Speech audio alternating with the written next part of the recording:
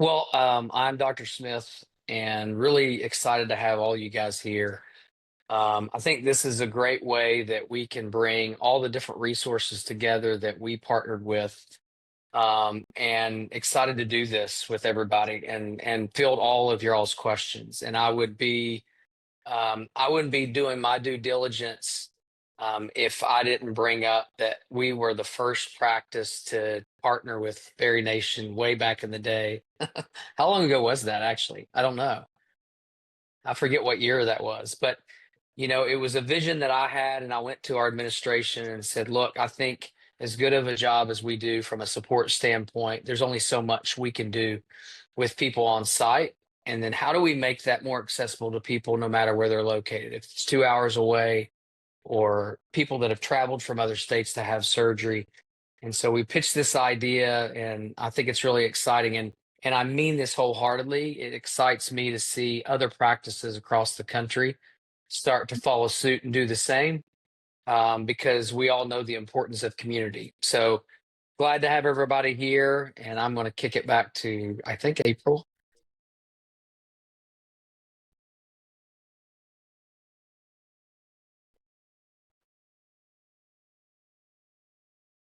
Oh my gosh, I apologize. I had a hard time finding my mute button. Thank you, Dr. Smith. Yes, KBI was the very first practice that we were able to partner with. It has been an absolute dream to work with Dr. Smith, Dr. Hayek, and the entire KBI team. And we're just thrilled to be able to be here together as a united nation of people who are here to support one another as we treat the disease of obesity. I skipped over that disclaimer slide. I'm just going to pop back so we all know this is not medical advice. We are just here to share some information and some education. Make sure that you consult your doctor, your care team, if you choose to make any changes to your current medical program. So I'm going to start us off with some introductions. Dr. Smith kicked us off. Thank you very much. Dr. Smith, will you give us just maybe a little bit of a backstory to you? What inspired you to become a bariatric surgeon, and how long have you been practicing?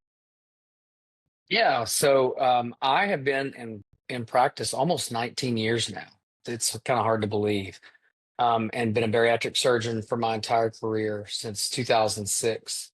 I'm the medical director of KBI, or Kentucky Bariatric Institute, and I'm also the medical director for bariatrics and robotics for LifePoint Health, which is what health system our hospital, Georgetown Community Hospital, is a part of. Which is we're based. Our headquarters is based out of Brentwood, Tennessee, just outside of Nashville.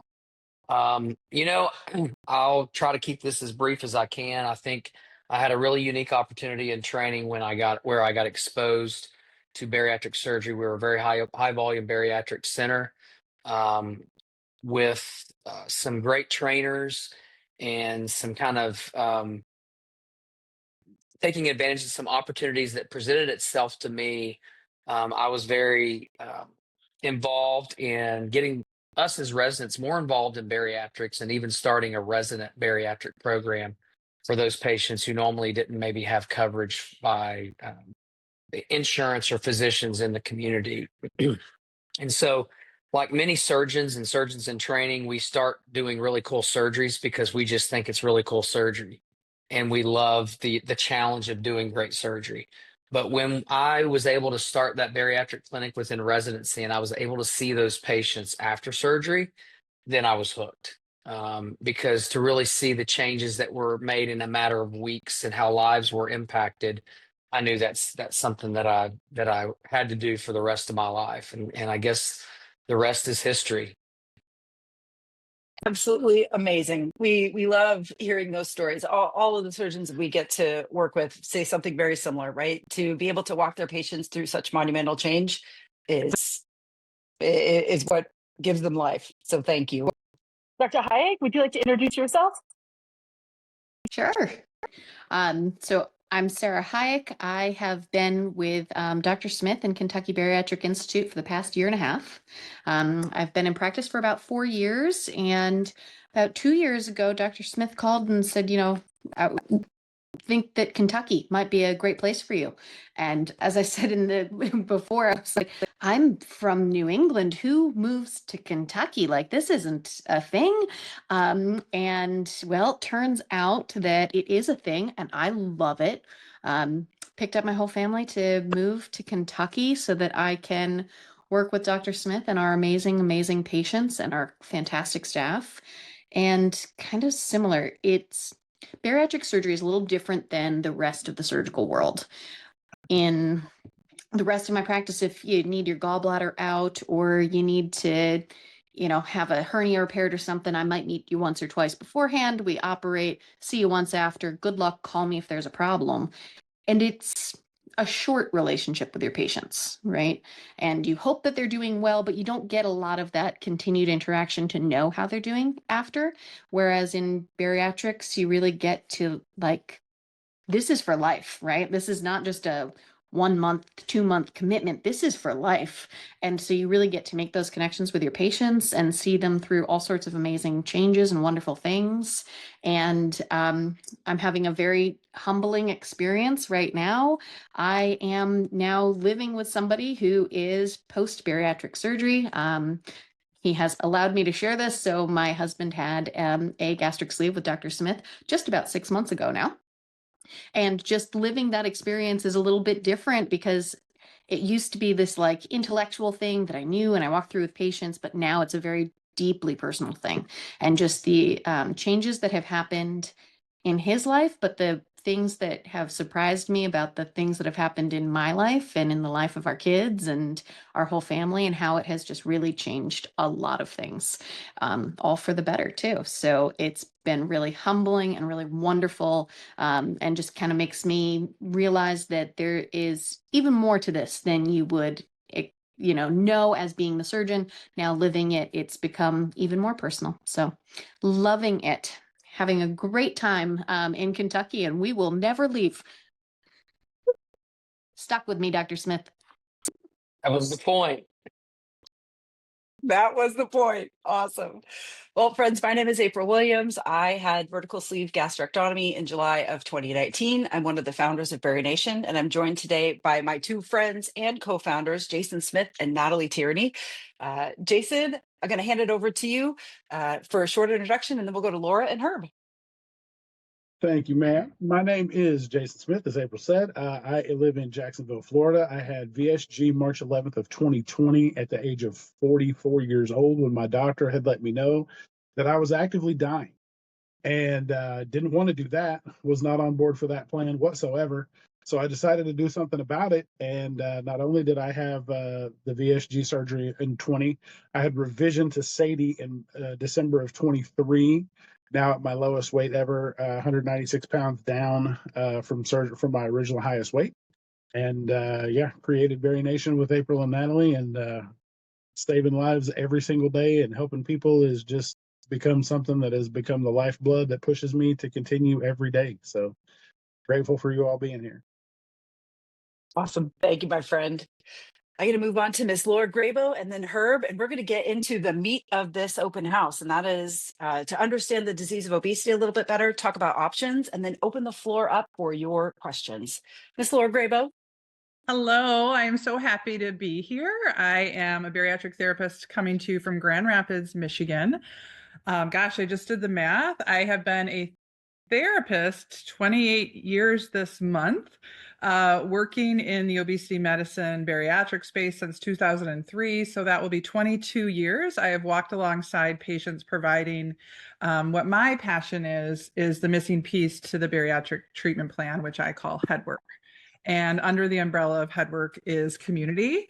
And I do that in a variety of ways. I have been with BariNation since launch. I facilitate 4 support groups in the nation. I work with a couple other practices around the country doing support groups and program development.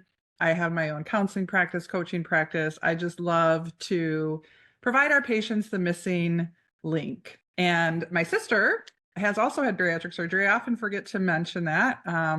About 6 years ago. And I also do speaking at state ASMBS conferences and the national one.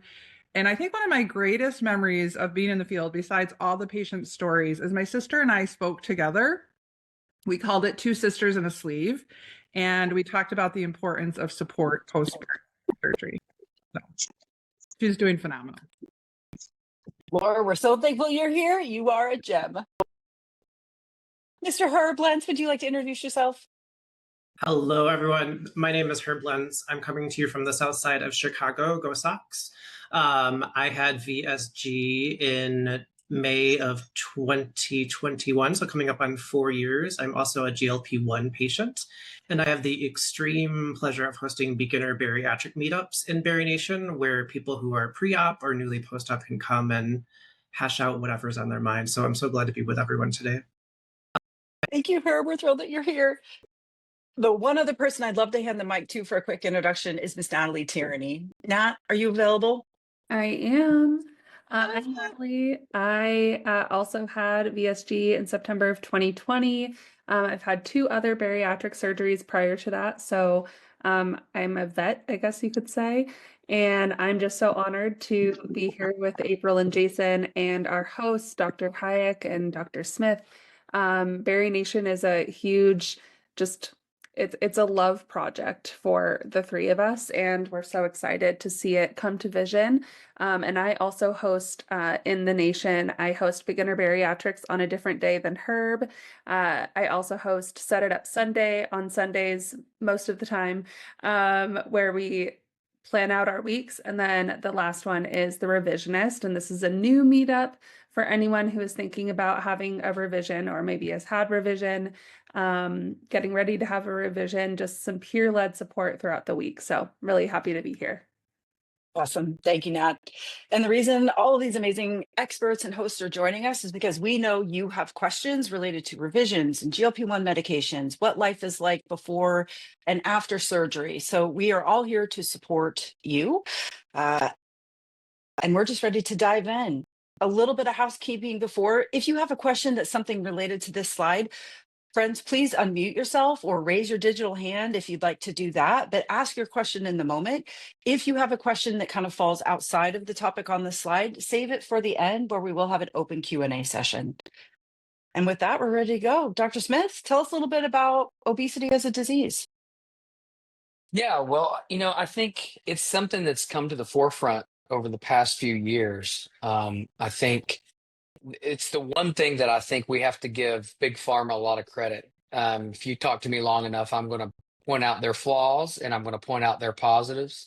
But one of the positives that came from Big Pharma was they finally accomplished what we have failed to do significantly for years, and that was really raise awareness that obesity is a disease. Obesity was determined a disease, or really kind of categorized as a disease years ago. If you look at some data, they'll say somewhere around 2010 to 13 range of when people really came out and said obesity is a disease. We've known that for years in doing what we do, but that's when it kind of became official and was recognized as a disease. But the awareness of obesity being a disease has definitely improved with the way things have changed here over the past couple of years. And when people say, well, why is obesity as a disease? Like, what happened to make you say now it's a disease where before it was maybe a characteristic? And I think you really have to stop and think about how it impacts the body and all the other organ systems. When we look at a disease, when we look at diabetes, we can talk about the pathophysiology of diabetes, but there's also secondary impacts that it has on someone's body and someone's health. So yeah, if you look at obesity, it's an abnormal accumulation or an excessive amount of fat, but it's not just that simple. It's how that affects body functionally, how it affects the body organ systems, how it leads to diabetes, heart disease, sleep apnea, cancer. It's my favorite thing to talk about because it's the one that gets overlooked. But someone who has diabetes and obesity combined, they have a 300% increased risk of developing malignancy or cancer in their lifetime. And this isn't something just like a little resectable skin cancer. Many of those cancers are things like ovarian cancer, breast cancer, endometrial cancer, colorectal cancer, things that are big cancers that can take your life.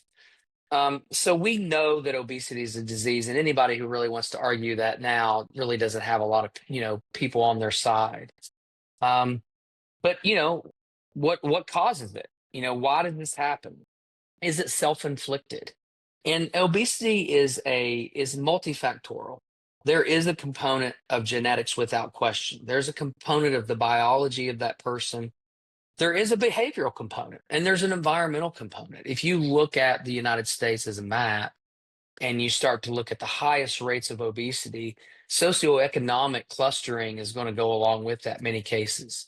Places like Kentucky, Mississippi, Arkansas, Alabama, a lot of states that may have a higher distribution of poor communities directly correlated with education. And it doesn't mean that people to battle obesity are uneducated, but it's passed down from generation to generation. I always attribute it to, if you grow up in the South like I did, man, if somebody gets married, if somebody dies, if somebody goes to church, if somebody graduates, there's a buffet. And I promise you the food's amazing, but it's not always best for you.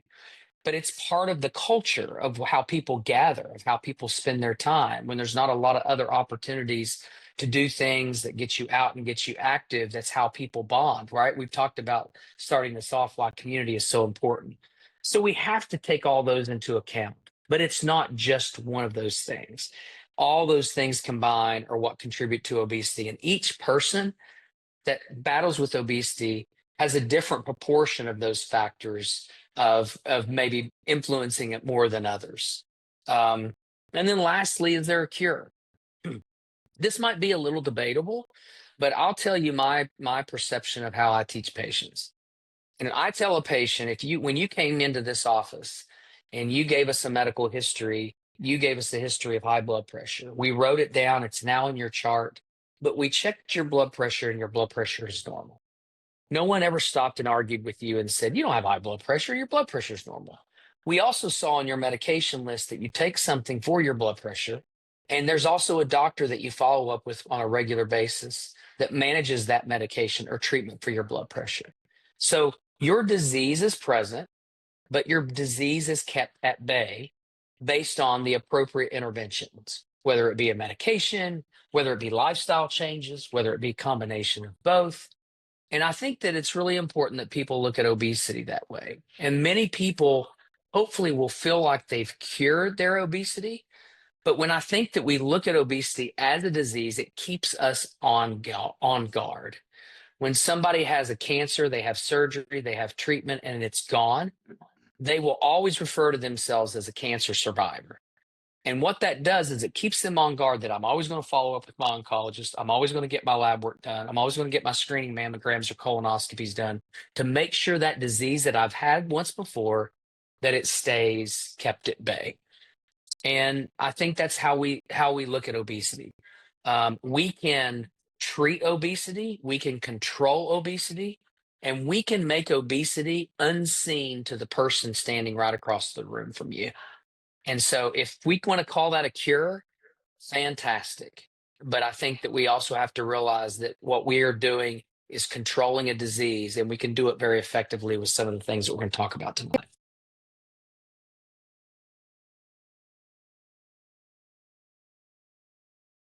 Thank you for that. Any questions for Dr. Smith? And the thing that we kind of like to ask you right now, is this the first time that you're hearing obesity is a disease, or is this kind of information that you've known? You can just let us know in the chat.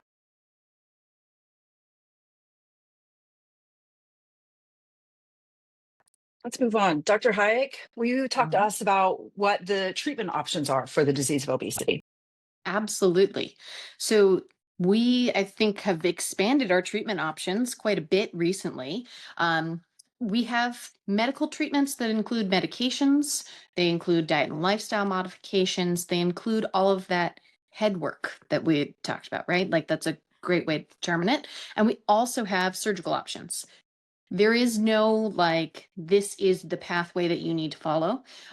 Everybody has different history, different goals, and obesity affects everybody differently. So that's why there are multiple different ways to treat obesity. And even when we say surgery, surgery doesn't mean one thing. There are many different types of surgery. So it is a very complex treatment pathway. The good news is there are options. There are lots of options. So we have the ability to hit it from multiple different avenues. And just because you have, you use a medication doesn't mean you can't also have surgery. Because you've had surgery doesn't mean you can't also use medications. Using these in combination kind of amplify each other, and especially those diet and lifestyle and the head work. No matter what we do, no matter what our options are, no matter what path you choose, the diet, the lifestyle, and the mental component of this are non-negotiables no matter what, but they're kind of non-negotiables for life, right? Like, we need to nourish our bodies. That's never been an option. It's just a matter of how we do that. So all of these are available. They're great treatment options. Everybody's going to have a different path, and that is okay. So sometimes we get on social media and we see people who swear by, this is what you have to do, or that's the only way to do it. I'm here to tell you that is not true. It is very much an individual choice and pathway. So many options, many ways to go about treating obesity, because obesity is a spectrum of disease. It hits every person differently, every individual with their different genetics, lifestyle, other kind of factors that environmentally are there. It's going to be different. So there are different treatment options for it, and you should explore all of them. You should definitely look at all of your options, talk to a specialist, and kind of figure out, based on my individual preferences and choices in life, what should, mine be, and where am I in my pathway? Sometimes we are at the very beginning and we're just contemplating these processes. Other times we are already using some of these, and should I add more? Should I do a revision? Should I change something up? That's where you get into the weeds, and it's best to meet with a medical professional who can really dive into, how do we achieve your goals and keep you the best and the most health. And the thing that we've really been leaning into recently, which is what you just mentioned, Dr. Hayek, obesity is a progressive disease. So we can treat it one way in the beginning, but the disease can continue to manifest in our life. And that's where revisional surgery, that's where medication, that's where other modalities of treatment come into play. I know there's a lot of people here who are maybe thinking about a revision or have been told that a revision could be in their future. What can you tell them about maybe the things that they might be feeling about that? I know shame and stigma often go hand in hand with revision, but knowing that obesity is always kind of progressing in the background, even when we're doing well, it doesn't mean that you're not going to need to continue to treat it further down the line. Right. Obesity it's a progressive disease, and just because your body reacted one way to it at a certain point in your life does not mean that that's going to be stagnant for the rest of your life. There's a reason that revisional surgery is a thing, and that we don't just say, oh, well, we tried it, throw up our hands, too bad. It's because it works, and it is right for many, many patients. There are a whole variety of reasons that you may need revisional surgery. It can be from symptoms, it can be from weight regain, it can be from weight loss, it can be for all sorts of reasons. And it's kind of one of those, if you had breast cancer and you had another little spot come back, would you hesitate to have that other spot removed? Gosh, no. You're absolutely going to have that done, right? And what if that means it's a different surgery? That's okay. You're still going to treat the disease. You're not going to give it one shot. We have many different ways to do this. And so I understand that there is a lot of mental load to obesity as a disease. It comes with a lot of opinions. Not many other disease processes come with a lot of opinions, but obesity does. Trying to separate those opinions from science and from the data is the hard part. Trying to isolate yourself and not let opinion or subjectivity get into it can be really hard, but they're there for a reason, and you wouldn't avoid treating other diseases because they either progress or are changing your body, or maybe you have another disease that has popped up and has affected this. You wouldn't hesitate to treat other diseases that way. Obesity just kind of comes with a lot of other parts to it. Yes, it's multifactorial, as we've talked about, right? And lots of things can contribute to it and continue to contribute to it throughout our life. In BariNation, we call the people who have revision surgery revisionists because they are constantly there to fight the disease, and they're constantly looking for right for the ways that they can continue to treat it. So if revision is in your future, or you think it might be in your future, we have support to help you. JD, I can see your hand raised. Go for it, friend. Yeah, I was just told in my pre-op packet for my revision that I am to have a support person the day of surgery with me at surgery and for 3 weeks after surgery in my home. And I don't understand why. Can you explain that to me and what the purpose of that is? Because I don't know who I want to get. And it's kind of short notice because my surgery is coming up. It's July 29th. So That's a great question. Dr. Hayek, Dr. Smith? Um, I'll do the best that I can to answer that. I'm assuming, Jenny, where are you having your surgery at? hold on a second. I somehow lost you guys. Can you hear me still? Uh-huh. Okay.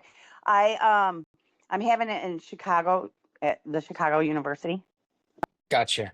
So I only can speak for us, and the last thing I want to do is give medical advice against someone else. That's not necessarily something that we would require. Um, I'll be honest with you, if we do bariatric surgery, you can have bariatric surgery, even a revision, typically in an hour or less. So if we would do a hernia repair on you that would take an hour, we would treat you the same as if we did a revision on you that would take an hour, meaning how much assistance that you need at home, someone to give you, to be with you, maybe transportation while you're on pain medicine. If they use pain medication, we don't even use narcotics with our surgery, so we don't even have to really put any significant driving restrictions on our patients, but maybe for 48 hours. I'm sure they have a reason. I can't tell you a scientific or medical reason in regards to surgery because I don't know that there is one. It's always best to be Said cautious, that and it would be great if everyone had someone like that.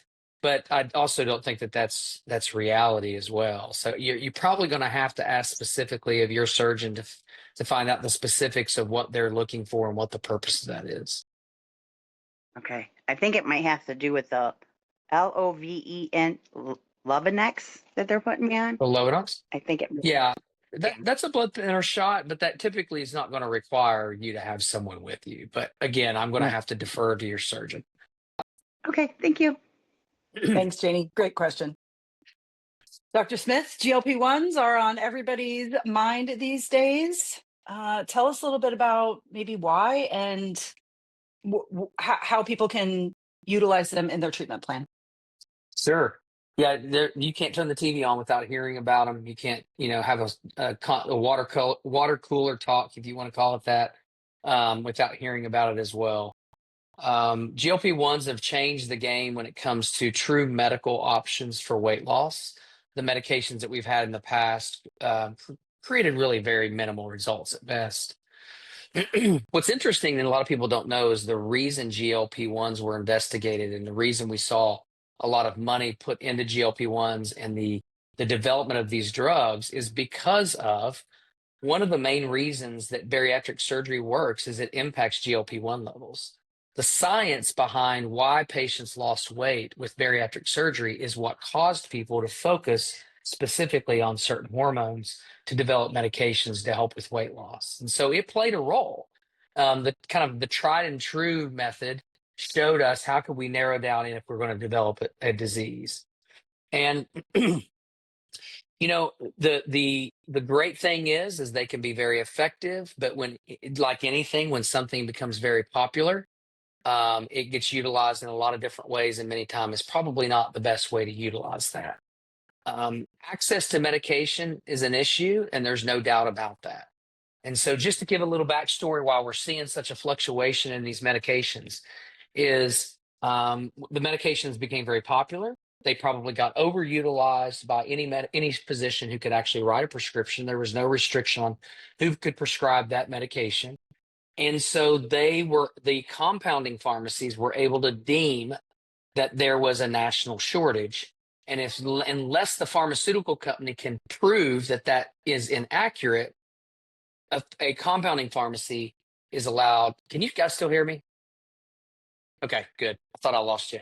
The compounding pharmacies are allowed to make compounded versions of medications. Now, why is that important? It's important because you can't normally compound a medication if it's under patent.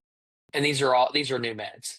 So while they're under patent, you can't do that. You can get on TV now and see the little blue pill, and anybody can get it because the little blue pill isn't under patent anymore.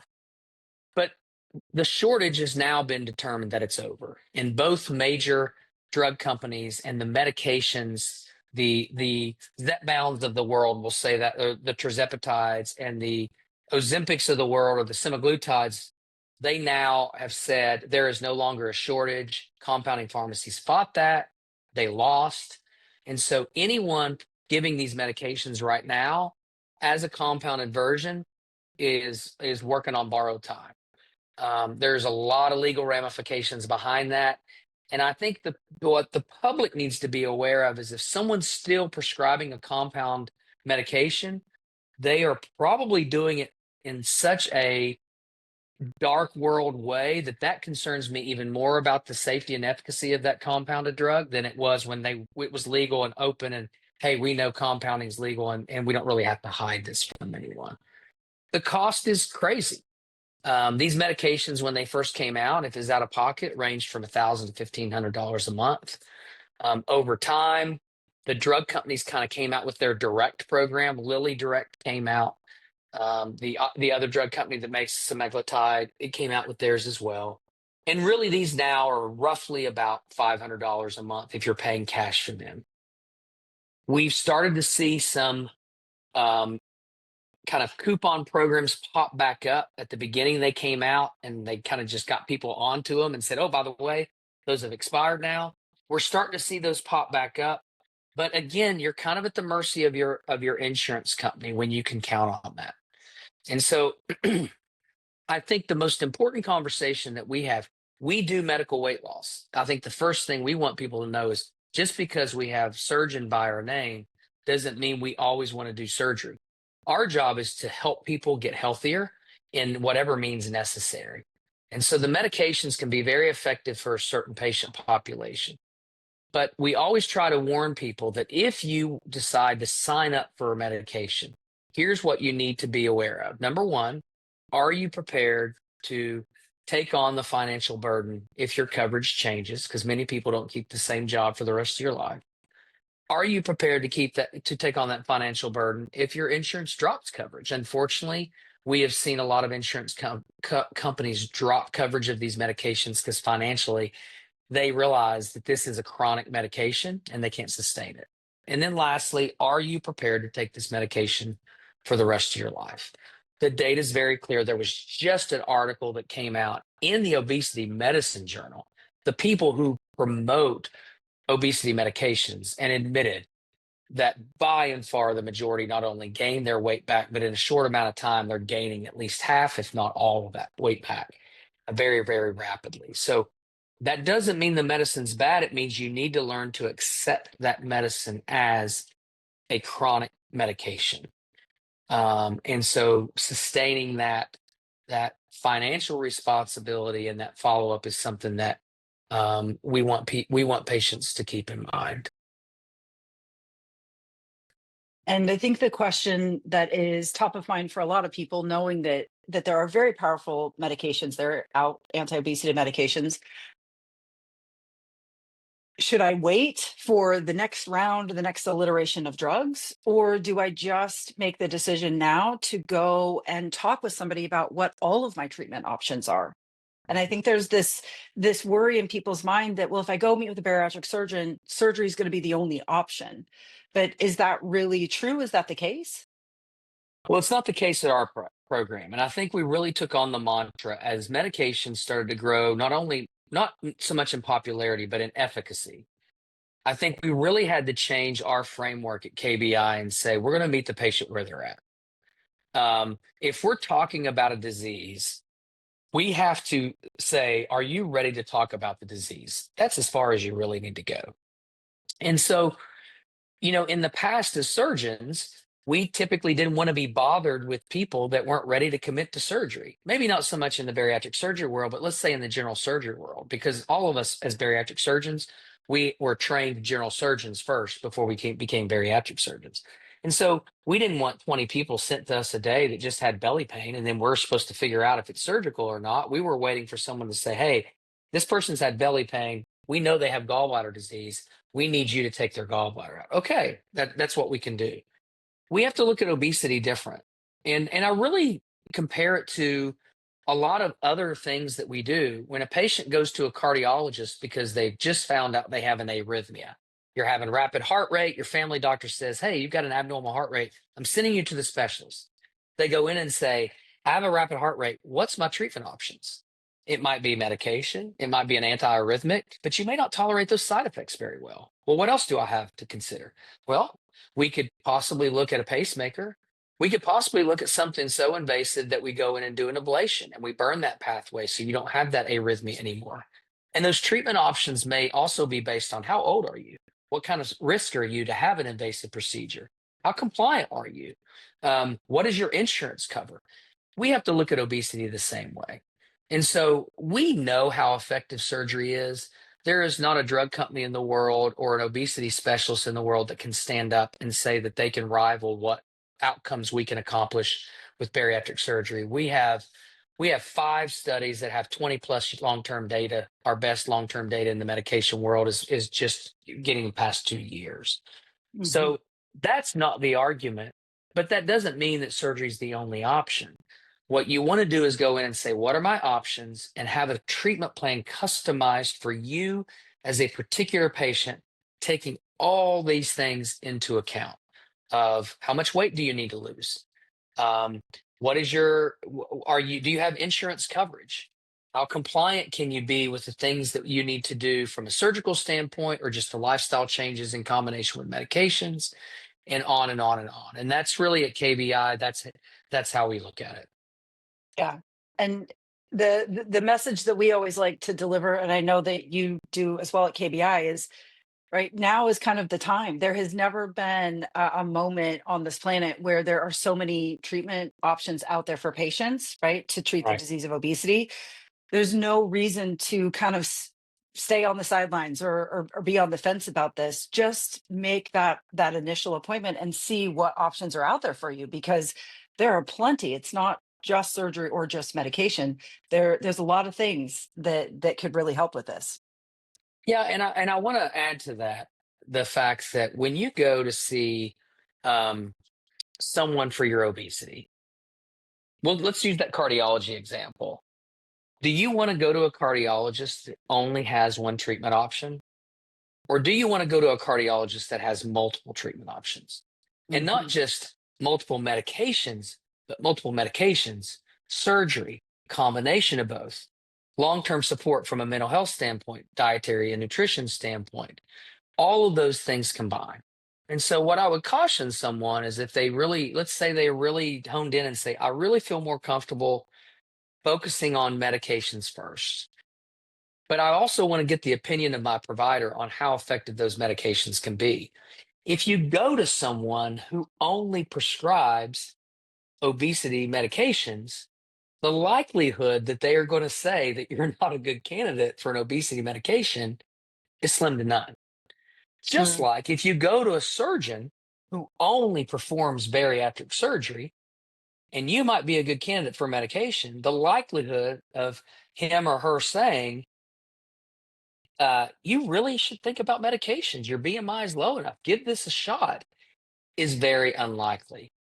So, as bariatric surgeons, if we're comprehensive, we're truly the only specialist that has every treatment option in our back pocket. Now, I'm not saying that there's not obesity medicine specialists out there that you shouldn't go to, but they have to be partnered with the surgical arm, or they're not giving you all those options. We just recently, actually this month, or actually I think this week we just launched it, but we have launched a virtual program as well at KBI.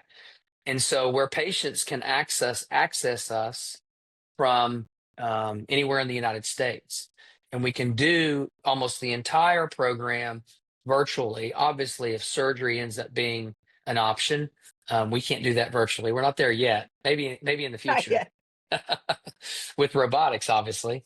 But Mhm. so the workup, the everything can occur, and then they can, if they choose surgery, then they can come for about 5 days where they can get all their final education, visit, surgery, post-op visit before they go back home, and all their long-term follow-up support for the rest of their life can be done virtually too. So that's obviously an option as well. And even if that ends up being medications too. Wow. Okay. That's exciting. Debbie had a great question in the chat, and I'll just ask it quickly here. She says, for post-op patients who onboard GLP-1s, are the regain statistics the same or similar to those who do GLP-1s alone without bariatric surgery? So are you talking about if you stop the medication and the regain associated with that? I would assume. Yeah, I would assume so, because that's what we were talking about. Yeah. So we have very limited data on that because most of the trials have been done in those patients that were on GLP-1s as an isolated treatment. But I can tell you, as a bariatric surgeon of 19 years, I'm going to feel pretty confident to say they're going to be really similar. Because if you think about it, if you added a secondary treatment like a GLP-1, and that is what achieved your results, why would we think those results would stay present if we take away the treatment plan that led to the results? Mhm. Right? It's like in the days of the lap band. If you put a lap band in someone and they lost a bunch of weight, if you took the band out, all the weight came back. Well, but that was the thing that caused the weight loss. If I put you on blood pressure medicine and your blood pressure normalized, but after 3 months you said, I don't want to take a medicine anymore, you wouldn't be shocked that your blood pressure went back up. So that person who had surgery in GLP, they have a treatment modality that consists of surgery and medicine. And that is ultimately what led to that additional weight loss. That additional weight loss is not going to be sustained statistically if we take away one of those two treatment arms. Just like if we went in, let you stay on the medicine, but we reversed your bariatric surgery, you wouldn't expect those Mhm. results to say either. So Yeah. we feel very confident we're going to see that data consistent through both groups. Awesome. Okay. I know we've got some great questions in the chat, and we got about 15 minutes left. Let's learn a little bit about why KBI believes community is so important in this journey, and then we'll move to question and answer. Oh, Dr. Hayek, you're up. There we are. Hi. Hi. Okay. So community is one of the key parts because this can, as we've said, this can be an extremely isolating disease. It can be very challenging. And community is something that we all need. We all need those connections. Hence why we have partnered with BariNation. Some communities can be so supportive and can be very helpful. And then other times you also have to be a little bit cautious about your community that surrounds you, right? So it is important to take those steps to protect yourself, to build your community to be one that supports you and helps you. We know that patients do better when they have a strong community support around them, especially if they do these things with partners and the other people who are sharing their lives and their habits.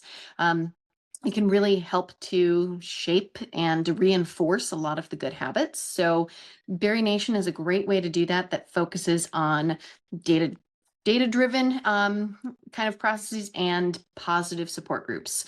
So we want you to have all of those connections, find the people. Sometimes it is hard to find the other people who may have been through this. This is not always a disease that people know, right? You don't know if the person sitting across from you in this conference table or at that restaurant or whatever may have had some sort of bariatric interventions or those sorts of things. This is a way to connect people. So please support and engage with each other, because that is how we get sustained long-term weight loss and maintain that. So weight Mhm. loss itself is actually not necessarily the hardest part of it. Maintaining the weight loss and maintaining the healthy bariatric lifestyle, that is really where the hard work sets in. And sometimes that's where the community can be the most helpful for you. to kind of re-engage you and get you back into those healthy choices. Remind you what those kind of I call them the vowels of bariatric lifestyle. There's certain things that are just super important. There are a lot of things we have to think about in living bariatrics, but there are certain things that are going to be super important that we maintain. Those things like nutritional supplementation, prioritizing protein, being active, those are your vowels. You can't write a good story without them. So make sure you stay engaged with the community. That is one of your vowels. I love that analogy. I've never heard that before, and now I'm going to use it all the time. So I hope I can borrow from you. That's awesome. Absolutely. Oh, thank you. Well, what makes the KBI experience so amazing and a little bit different than other practices around the nation is they have partnered with us here at BariNation. So if you are a patient of KBI or you're thinking about becoming a patient of KBI, you get access to a complimentary 3-month membership.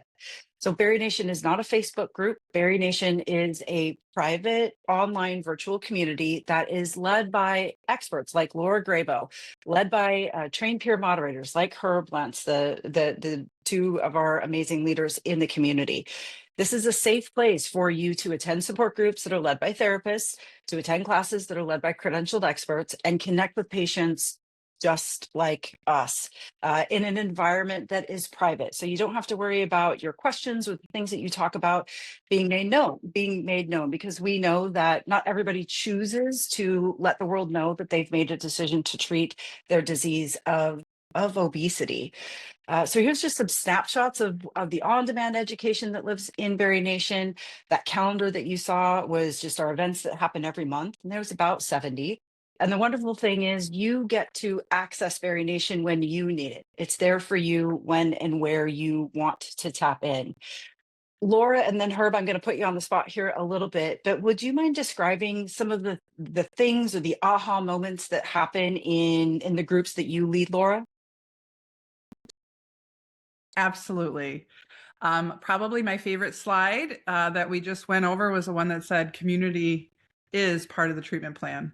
Community is treatment and does need to be one of your vowels. And the first thing I want to say is when you come to a group in BariNation, you have found your people. We know that our patients experience weight stigma and weight bias in every area of their life. They don't get a break. Family, healthcare, employment, school, it's out there. And to have a safe place where you can come, my patients will just say, oh, I'm with people who get me. And so in every support group I lead, not only do you have the power of being with someone who understands how you feel, it's where we really get to do that mental health component part of your treatment, the head work part of your treatment. So we're talking about things like bariatric grief, emotional eating, squash and stinking thinking, self-sabotage, just being weary of treating a chronic disease and being able to come and say, I don't want to do this anymore. It is so, so powerful. I always say, yes, I have expertise to help you with the behavioral skills needed to treat your disease of obesity, the headwork skills, but I'm not a patient. And there's so much power when patients can come together and say, I understand how you feel, because we know shame is lifted when you can be with somebody who says, me too, me too. It's one of the most powerful experiences that we can have as patients. And I know there's a lot of us on the screen that are members in BariNation. And the reason we are successful is because of the support in the community that we find there. What you're looking at right now is just a very small snapshot of the types of support that we offer in BariNation. And as Melanie pointed out in the chat, all of our experts are vetted and credentialed, and our hosts go through a training process. And if you see a little P next to that person's image, that means that they themselves are also a patient. So they're an expert and a patient, or they're a host and a patient. Herb, would you mind sharing with us some of like your favorite moments from your beginner bariatric meetup? What I love about our peer-led meetups are it's a place to ask anything. I mean, you may not ask Dr. Hayek and Dr. Smith a question, but you might be wondering, how do I get my spouse to stop bringing home Oreos? Why haven't I had a bowel movement today? How do you drink water more efficiently? Literally anything that's on your mind that might be you might be curious about, or you've just been weighing on your mind. It's just an open and comfortable place to chat with other people who get it. A lot of people bring questions that they've been weighing really heavily on their mind. And my favorite part of beginner bariatrics is when I stop and I say, okay, who else on the screen can relate to that? And literally every hand goes up.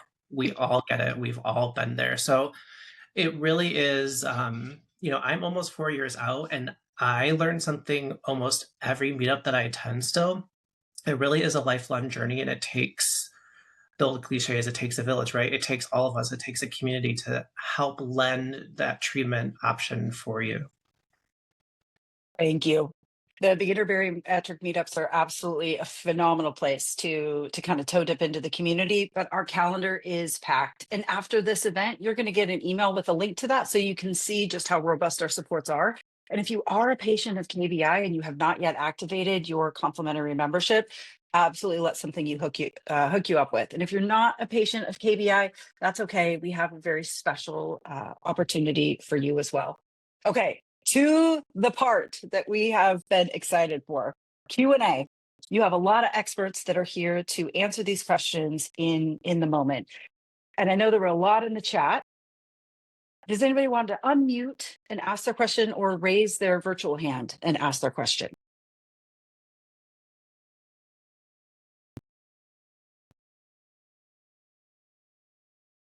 I can also just start asking them for us too.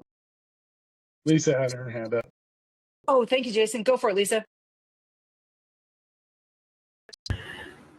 Yes, I never had problems with my sugar level until after I had my surgery. And here in the last 6-7 months, my sugar drops frequently.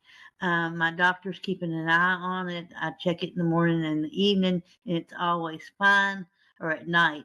And it's always fine. It's usually in the evening around 6 o'clock or so when it goes down to in the 60s and sometimes in the 50s. I eat a pack of peanut butter crackers, cheese crackers, and it brings it back up. But does that have anything to do with my surgery? So, Lisa, what surgery did you have, if you don't mind me asking? The bypass. So there are some episodes of reactive hypoglycemia with a gastric bypass. And sometimes it's actually a response to when you get the wrong types of sugars prior to that happening. Your body can overshoot. And so what you're doing to get your sugar back up is a very typical thing that people do, and probably some things that people have told you to do. So I would never fault you at all. But the food that you mentioned to get your sugar back up is one of the very foods that can cause it to drop back down. Because many times when we see patients who've had a gastric bypass and they have these episodes of hypoglycemia, low blood sugar, it's because they're getting very short acting sugars during the day and through their diet. And your body responds to that and thinks it missed it because your food doesn't hit the same part of your intestines that it used to. And it's hitting a part of the intestines that used to be way downstream. And when your body sees that sugar, but it thinks it's way downstream, it thinks it missed it earlier. So it tries to overcompensate and make more insulin than you need. And now that drops your sugar. And those sugars, like processed foods, like crackers and things like that, those are what we call short acting sugars or simple sugars. And they cause a really rapid spike, and then you'll bottom out. And what you want to be doing is incorporating things like complex carbohydrates in your diet, carbohydrates that your body breaks down slower. Some of your brown carbs, even there's complex carbohydrates in your vegetables, there's complex carbohydrates in your fruits. And what that does is it doesn't cause that rapid response so quickly for your sugar to go up before it goes twice as low. So I think if you have a bariatric team that you work with close by, working with a dietitian, if you're part of BariNation, jump in one of these dietitian-led groups. They can go over this really well with you, but it's definitely something that can be corrected. Thank you. You're welcome. Great question. Christopher, I can see your hand up. Go for it. Thank you. I'll be quick. Good evening, everyone. Dr. Smith, Dr. Hayek, thank you very much. I had VSG on September 30th of 2024. I started at 394.5. I'm currently at 273, about 122 pounds down. I've succeeded in terms of what the expectation of the VSG has done. I'm curious as to what the revision to SADIE is like. I think I'm saying that correctly. Okay. Yeah, you are. And how difficult is it in terms of after? Because I've been doing my own research, but that's Google research. And, it talks a lot about malnutrition or malnourishment. So I'm just curious about that. And thank you both. Sure. So I would say, first of all, congratulations on the weight Thank that you. you've lost with your sleeve. That's awesome. And I also think you bring up a valid point that I want to mention because I know I saw a couple questions pop up in the chat about revisions throughout the discussion. And, sometimes the stigma and the shame of, oh gosh, I need a second surgery. Did I do something wrong? I can't tell you how many revisions we see where maybe the patient wasn't matched with the right surgery to begin with. It doesn't mean that they necessarily had a bad surgery, but they had a surgery that if the expectations were presented to them, they would be aware that the likelihood that they would lose enough weight would not be very good.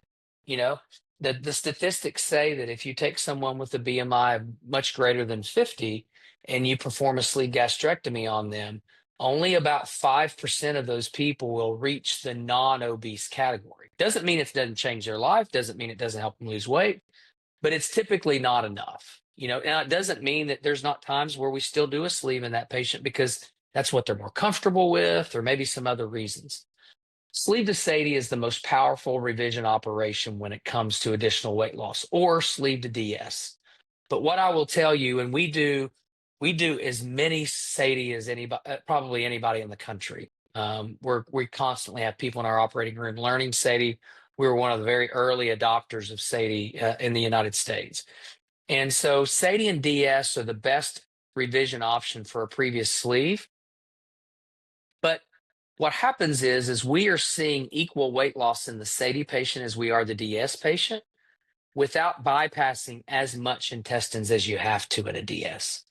Now, I have to be honest with you. We don't have enough long-term data that I can promise you you're going to have less malnutrition with a SADIE versus a DS. But I think common sense would tell you if I said, Chris, you're going to get 300 centimeters of small bowel to absorb nutrition, and in the DS, you're going to get 100. Which one do you think that you're going to absorb better with, right? But if you're going to lose the same amount of weight, which we can prove that right now, that's why SADIE has become so popular. To be honest with you, the recovery is really straightforward. Many of these patients look like they could go home the same day. We typically do keep those people overnight. But we always evaluate the sleeve and we make sure the sleeve was done at the appropriate size. If not, we will resize that. But if the sleeve looks great, then all we have to do is kind of that bottom part. My best recommendation is go to someone who does a lot of these. SADIE is one of the more complex surgeries that we do. There's some dissection in some areas that can be dangerous if the surgeon's not comfortable there. But it is a phenomenal option for revision to give you the best chance at significant weight loss after a sleeve.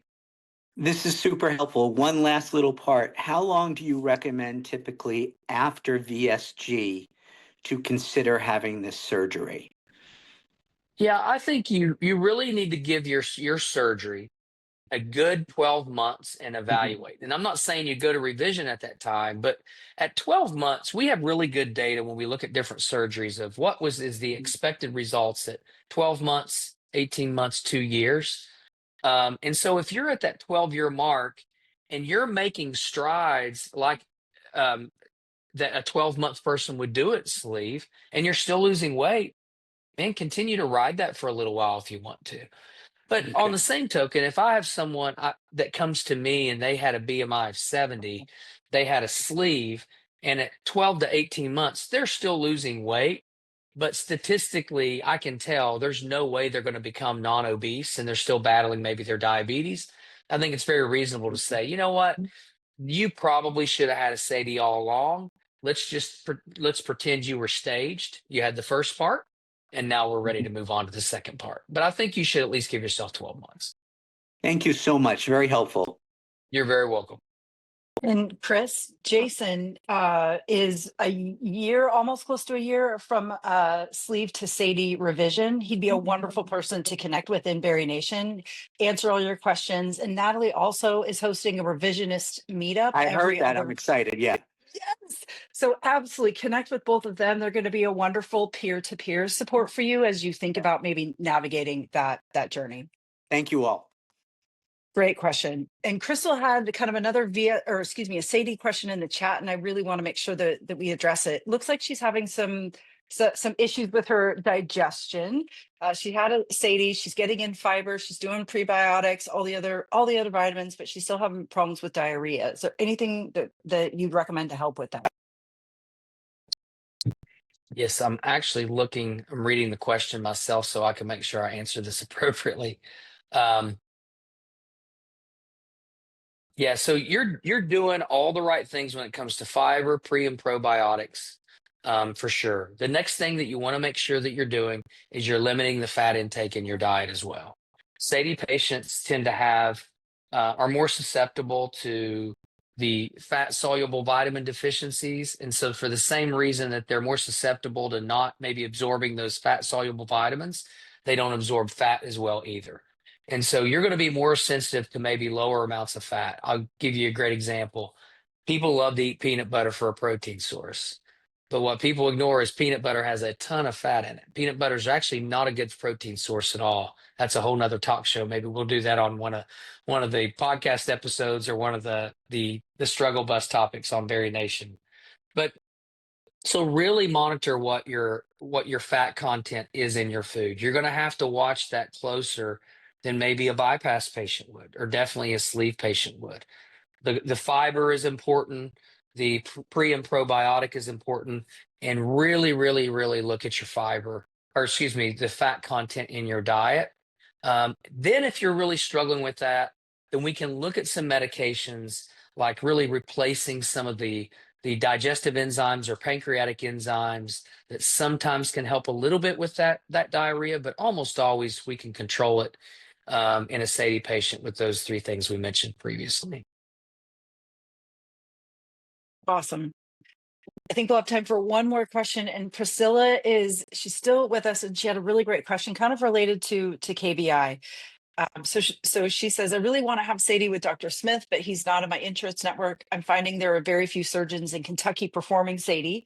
Curious if insurance companies will make exceptions and treat Sadie as surgeons as in network in these situations.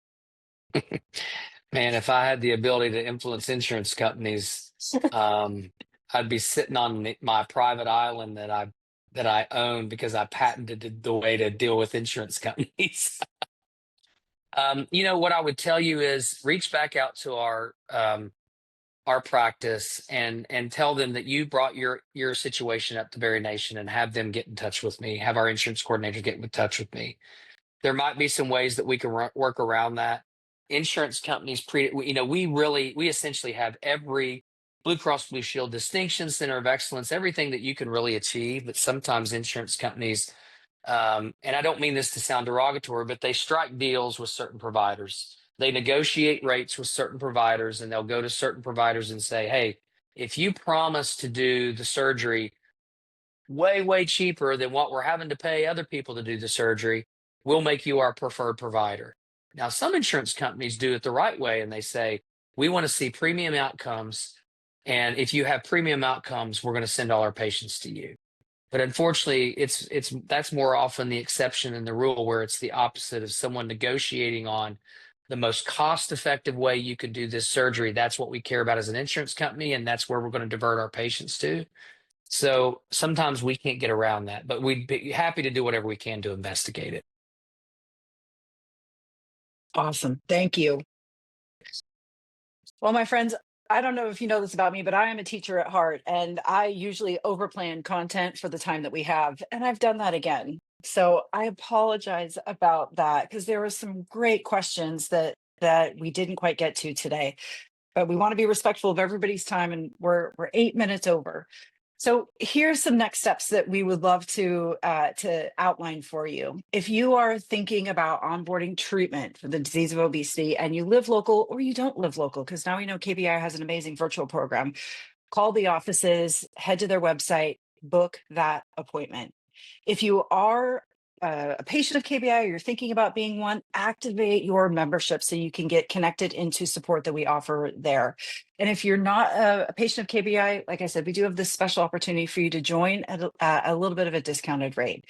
And in your email tomorrow, you're going to be getting a copy of this amazing open house. So the video, tips for how you can find an obesity medicine specialist. Yes, they exist, and we've got a resource for you to help with that. And then share this recording with a friend if you think it was helpful. If you do have a question that we weren't able to answer today, please, you guys, send us an email right away to hello@BariNation.com. I'm putting it in the chat right now for everybody. We will pass that on to all of the experts and the hosts that were here today. So we'll send it to Dr. Smith, Dr. Hayek, Laura Grabo, Herb Lentz, and get feedback that way so we can get it to you. I promise I'll get better at it one day. We wanted to end on this slide. And Dr. Smith, you said this in one of our podcast episodes, and it's the thing that resonates with people all the time when they listen. So if you would like to wrap us up, we'd be so grateful. Yeah, absolutely. Well, thank you guys for coming on to this. Many of you, if you've heard me speak before, you've heard me say this before, and I always say that the most important thing that you can do is be your number one advocate. We pride ourselves at KBI to make you feel like that we are your advocate. We absolutely will be. But the most important advocate is you. You have to advocate for your health. And that may mean sometimes it's against the grain if you don't have the support system at home. But being your own advocate is seeking out a surgeon, seeking out a provider, seeking out something like BariNation, to where you advocate for yourself to say, I need help. I need more information. I need a community. Just doing something to get yourself around people who will support you. So you've done that tonight. You took time out of your evening, you advocated for yourself, and you jumped on when there's a lot of other things that you could have been doing. So we appreciate that. We're glad you're here. And if there's anything that we can do at KBI to help you along your journey, we'll be happy to help. I will mention real quickly that Cameron has put in the chat box the link to our new virtual program. And so feel free to jump on there and click that link so you can kind of navigate through that. There'll be some more information we'll be releasing about that on KBI's social media platform, which probably also on mine and Dr. Hayek's as well, about how that can work. But again, so glad to have you guys here tonight and look forward to seeing you in the future if we can help it anyway. We're so thankful, Dr. Smith, Dr. Hayek, Laura Grabo, Herb Lentz, all of the amazing BariNation members and people that are joining us. Thank you so much for this. And it's so inspiring to know there are providers, there are practices, there are community out there that are excited to support you in whatever stage you are in. And let's lean into those supports because Laura Grabo, I think you should have the last word. Community is what? Treatment. Community is treatment. Oh, thank you so much, you guys, for joining us tonight. We really appreciate you. Be looking for all those resources coming in your inbox tomorrow. Thank you. Thank you. Have a wonderful night. Bye, friends.